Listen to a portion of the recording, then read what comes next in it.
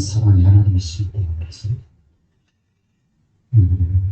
우리의 믿음의 성장을 위해서 축복을 위해서 여러분 시험을 통과합니다. 오늘 창세기 22장 아브라함에게 주어진 시험은 하나님이 아브라함의 가문과 그들을 통해서 모시의 가르침을 하기 위해서 정말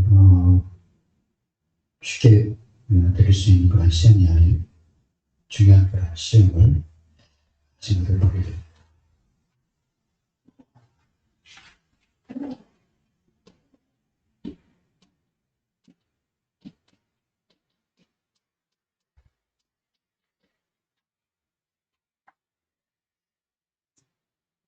네, 하나님이 아브라함을 불러서 2절에 보면 독자 이삭을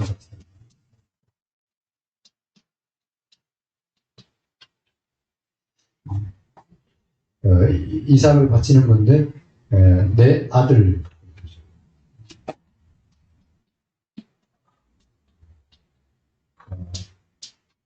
이 아들은 아브라함이 노년에 얻어서 굉장히 사랑하는 아들이라고 내가 사랑하는 내 아들. 근데 이 아들은 둘이나 셋이 아니라 독자라고 해요. 참 어려울 것 같아요. 하나밖에 없는 아들인데 그 아들이 너무 사랑스러워. 그러면서 그 아들을 뭘로 바치냐면 번제로 바치라. 그러면 아브라함은 번제를 쌓은 사람들입니다. 창세기 12장 7절에서 8절에 보면 제단을 쌓았고 그 제단에 번제물을 드려서 제사를 드리는 것을 알기 때문에 깜짝 놀랐을 거예요. 아브라함도 이거 듣고 몇 번 생각을 했을 겁니다. 근데 아브라함이 결단을 내린 거죠.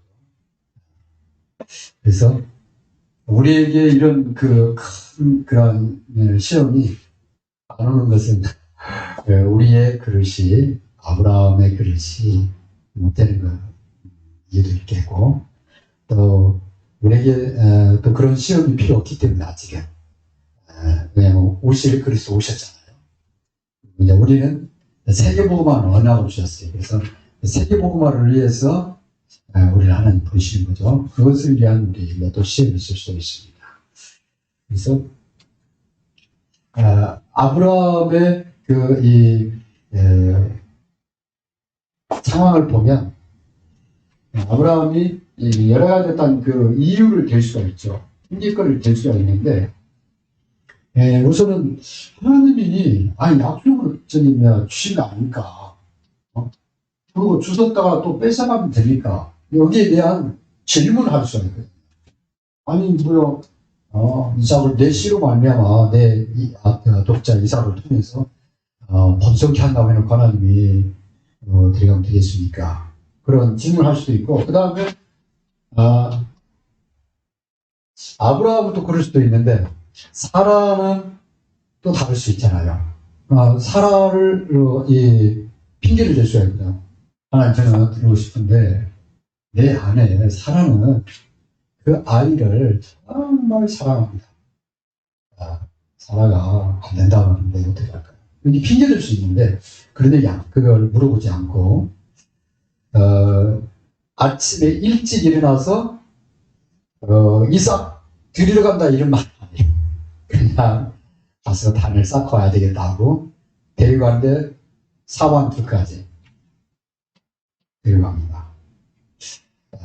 그 다음에 만약에 그 얘기를 했다. 그러면 이웃 사람들이 얼마나 조롱을 하겠어요. 주위 사람들이.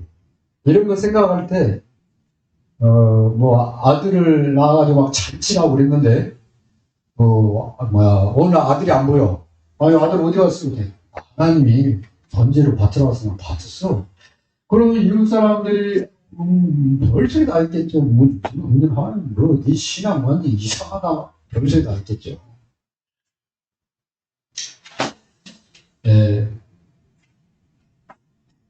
아브라함이 하나님, 알겠습니다. 이삭 대신에 저 양을 바치면 안 되겠습니다.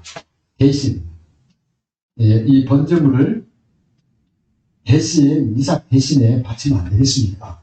이 질문도 할 수 있잖아요. 그 다음에 이 당시 나이가 아브라함이 100살이 넘었습니다. 110세가 넘었어요. 왜냐하면 99세에 아들을 낳았으니까 100세 아닙니까? 그 뒤로 지금 이 청소년이 될 정도로 어느 정도 컸기 때문에 아브라함은 거의 왜 나이를 하냐면은 사흘 길을 가야 돼. 보면은 사흘을 갔다 올 때 있거든요. 그러니까 내 나이가 이렇게 많은데 아유 저는 갑니다. 모세처럼 핑계댈 수 있는데 여러 가지 되려고 하면은 여러 가지 이유가 있습니다. 그 다음에 이 마지막에 이삭이 질문해. 아니 언제 들어가는데 약이 어딨냐? 그러니까 네가 번제야 그렇게 말할 수가 없잖아요. 그러니까 이삭의 이 질문에 아브라함이 어떻게 대답을 하냐면 하나님이 준비해놨어. 뭐 이삭 하나님 준비했다니까 따라갈 수밖에 없죠. 그래서 사환 둘, 이 종 둘은 밑에 내려놓고 그 다음에 이 번제에 쓸 나무는 이삭 보고 치장하고 자기는 칼을 들고 지금 올라가는 겁니다. 그 다음에 단을 쌓았어. 근데 번제에 쓸 양을 준비해놔놓고 뭐 있다고 해서 아무리 찾아봐도 없어. 그런데 그때 아브라함이 하나님이 너를 번제로 드려야 한다. 그래서 이삭을 그 자리에서 묶습니다. 따라갈 수 없으니까 묶어서 그 단 위에 놔요. 이때 이삭이 청소년이니까 도망칠 수 있잖아요. 이런 여러 가지 상황을 가지고 어떻겠다 할 수 있는데 우리가 이 참 렘넌트의 길, 정말 언약 잡은 전도자의 가는 길은 초대교회 전도자들의 삶에는 이유가 없다. 하나님이 몸자라는 몸자, 하나님이 가라면 가고, 우리 신앙생활에 이유를 불쌍하면 한이 없잖아요. 우리 익산한들교가 오늘 일본 선교 헌신 예배인데 이유를 붙이자면 교회도 아직 어려운데 그래요. 근데 처음 시작할 때부터 하나님 익산한들교는 복음 전하는 교회, 전도하고 선교하는 교회, 언약 성취하는 교회, 이걸 가지고 시작했기 때문에 하나님이 이 교회를 이끄시는 방향을 따라서 우리가 합니다. 그래서 아브라함이 이 모든 것을 넘어서 아브라함의 반응이죠. 아브라함의 믿음. 아브라함이 어떤 반응을 했는가? 이 아브라함의 반응 이전에 아브라함이 지금까지 경험한 것, 여기에 대한 이 시험을 통과할 수 있는 중요한 그런 요소가 됩니다. 아브라함이 두 번이나 어려움 당합니다. 당시 기근, 이 기근을 통해서 모든 농작물이 다 말라 죽을 때 아브라함이 두 번이나 하나님의 말씀을 버리고 애굽으로 블레셋으로 내려가잖아요. 그때 아브라함이 경험한 게 있습니다. 나를 살리고 죽인 건 하나님 손에 있다. 그리고 어떠한 문제도 그 문제의 해결자는 하나님이시다. 그리고 하나님의 말씀은 그대로 이루어진다. 그 말씀을 따라갈 때 하나님은 반드시 그 말씀을 드립니다. 여기에 대한 경험이 일이 된 거예요. 그래서 아브라함이 히브리서 11장 7절에서 이 9절에 보면 아브라함이 갈 바를 알지 못하고 가난한 땅에 갔다. 그런데 뭘 믿고? 하나님의 약속 하나 믿고. 그와 같이 하나님의 독자 이삭을 바치라고 할 때 하나님이 이삭을 데려갔다가 다시 이삭과 같은 아들을 주던가 아는 이삭을 사귀던가 아는 이삭을 대신해서 받을 그것은 하나님이 하신다. 여기에 대한 아브라함의 이 믿음이 흔들리지 않아요. 하나님 반드시 하신다. 그래서 하나님의 선택하시면은 후회하심이 없고 하나님의 부르시면 후회하심이 없고 하나님의 보내시면은 후회하심이 없다고 그래요. 그게 뭐냐면 하나님이 그걸 통해서 무너뜨리는 게 아니라 하나님이 그걸 통해서 답으로 인도하신다. 여러분 삶의 현장에 여러 어떤 문제나 위기가 올 때 이 문제와 위기를 허락하시는 하나님이 이걸 통해서 큰 영광을 받으실 것이고 이걸 통해서 나를 무너뜨리는 게 하나님의 계획이 아니라 하나님은 이걸 통해서 더 큰 하나님의 뜻을 이루어 가실 거다. 하나님이 꼭 나를 부르신다면 나는 하나님께 맡긴다. 다른 사람한테 맡기면 하나님께 맡긴다. 이 믿음. 아브라함의 믿음이죠. 이걸 통해서 아브라함만 각인이 된 게 아니에요. 이걸 통해서 누구에게? 아브라함과 그 아들 이삭이요 각인이 됐어요. 하늘에서 음성이 와가지고 돌아보니까 수양이 있는 거야. 그 수양을 대신 번제에 바치고 그다음에 이삭이 거기서 풀려나요. 풀려나는데 그때 두 번째 하나님으로부터 천사로부터 음성이 들렸다고 그랬어요. 천사가 와서 그럼 아브라함 이삭 들었겠죠.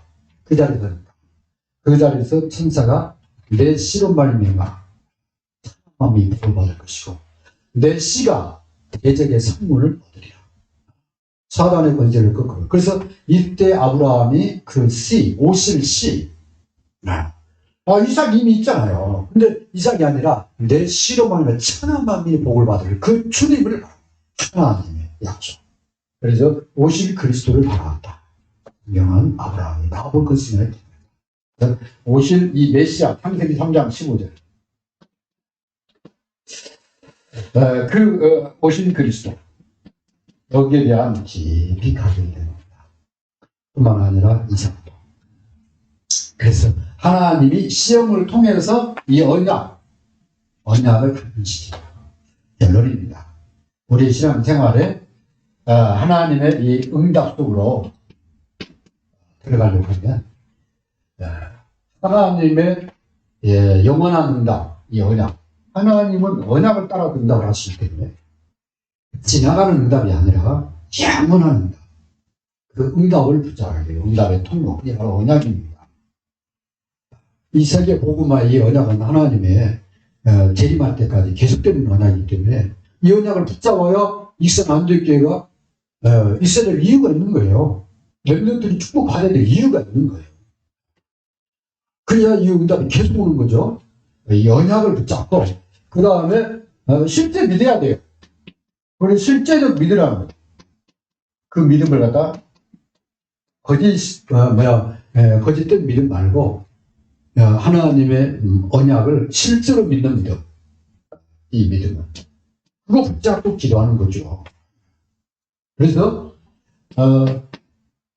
기도는 이 헌신을 일으키는 겁니다. 오늘 일본 선교 헌신 예배 드렸는데 우리가 일본 선교를 시작하면서 일본에 대한 하나님의 소원을 품게 되니까 거기에 우리의 작은 헌신들이 모아있잖아요. 그래서 600만 원이 넘는 지금 선교 헌금이 모아지고 있잖아요. 그러니까 우리 그 권사님은 또 그렇게 기도하더라고요. 우리 렘넌트가 지금 양육하고 있는 렘넌트가 일본 선교를 좀 풀었으면 좋겠다. 그런 소원을 가지고 있대요. 그래서 그 렘넌트가 만약에 일본 선교를 간다면 우리 일본 선교에서 좀 풀어야 되지 않냐. 지금 초등학교 6학년인데 이 아이가 얼마나 사모들을 하는지 그 교회 목사님이 인정할 정도. 선생님이 진짜 이 어른들보다도 낫고 장로님들보다 낫다 정도로 칭찬할 정도로 이 아이가 언약 안에서 세워져 있다. 그러니까 이 속에 하나님의 선교의 비전이 들어가고 또 달라지는 거죠. 그래서 발판 역할을 할 수 있는 그러한 중요한 그런 응답을 인도를 봐야 됩니다. 그래서 기독교 인구 1%도 안 되는 3만 명의 1%면 진짜 뭐 만명도 안 될 정도. 진짜 거의 뭐 지금 교회가 보이지 않을 정도. 온갖 사찰로 가득 때문에 이 현대 연합자원 렘넌트들이 일어나야 되겠습니다. 이 시간 합심해서 기도하겠습니다. 우리 앞에 하나님의 축복의 시험이 올 때 하나님 언약으로 각인되는 그런 기회가 되게 달라고 기도하겠습니다. 하나님 감사합니다. 우리 앞에 하나님의 축복의 하나님 시험이 올 때 또 하나님이 그 시험을 통해서 우리를 축복하실 때 하나님의 언약을 붙잡고 언약을 이루어가시는 하나님의 신실하심을 믿고 신하는 하나님 믿음을 주옵소서, 은혜를 주옵소서. 하나님을 통해서 그 뿌리 칠되어져서 주님 앞에 귀하게 쓰임받는 그릇 되어지게 하옵소서. 특별히 일본 하나님 선교에 그런 은혜를 주셨는데 일본 선교회가 하나님 일본 선교를 놓고 또 일본 복음화를 통한 이스라엘 살리는 이 비전을 가지고 기도하며 나갈 때 하나님의 은혜 안에서 새 은혜를 힘입어서 올 한 해도 큰 은혜를 힘입는 시간 되게 하시고 이에 헌신하는 하나님 소중한 그러한 한 사람 한 사람 헌신이 연결되게 돼서 오병이어의 기적과 같이 영광 돌리는 하나님 헌신 되게 하옵소서. 하나님 감사합니다. 예수님의 이름으로